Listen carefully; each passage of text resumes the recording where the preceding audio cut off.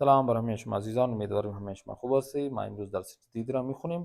آج کے نئے درس میں ہم اعضائے جسم پڑھیں گے، جسم کے حصوں کا نام، پارٹس آف باڈی.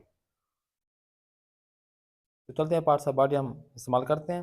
دیکھیں سب سے پہلے پیشانی، پیشانی کو اردو فارسی میں پیشانی بولتے ہیں، ماتھا بھی کہتے ہیں.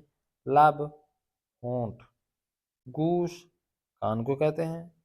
بازو کو اردو فارسی میں بازو بولتے ہیں. انگوشت یعنی انگلی. نر انگوشت انگوٹھا. گردن کو گردن کہتے ہیں. ران کو اردو فارسی میں ران بولتے ہیں. پاؤں کو بولتے ہیں. دست ہاتھ کو بولتے ہیں. چشم آنکھ کو بولتے ہیں. ایک چشم ہم نے عرض کیا تھا، ایک چشم ہوتا ہے، ایک چشم ہوتا ہے.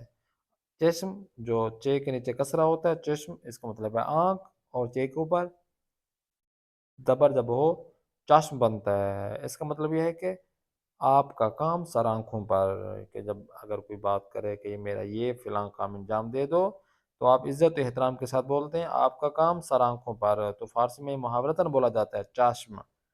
چاشم تو چشم اور چاشم میں فرق ہے. آگے دیکھیں، زبان کو اردو فارسی میں زبان بولتے ہیں. منہ یعنی بال. ابرو، ابرو بولتے ہیں. بھویں کو بینی، ناک. مغز دماغ کو کہتے ہیں. شانے شولڈر کو، کندھے کو کہتے ہیں. دوش بھی کہتے ہیں کندھا کو. زانو گھٹنا.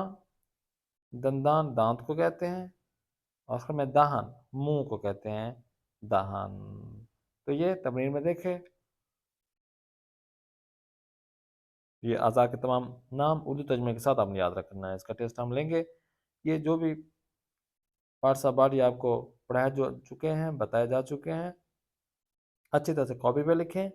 کاپی پہ لکھ کر ان کو فارسی اور اردو ترجمے کے ساتھ آپ نے اعضائے جسم کو اپنی یاد رکھنا ہے، تاکہ آپ کو جب جملوں میں استعمال کیا جائے، جب بھی کسی سے بات چیت کی جائے، کنورزیشن ہو، تو یہ چیزیں آپ کو یاد ہوں.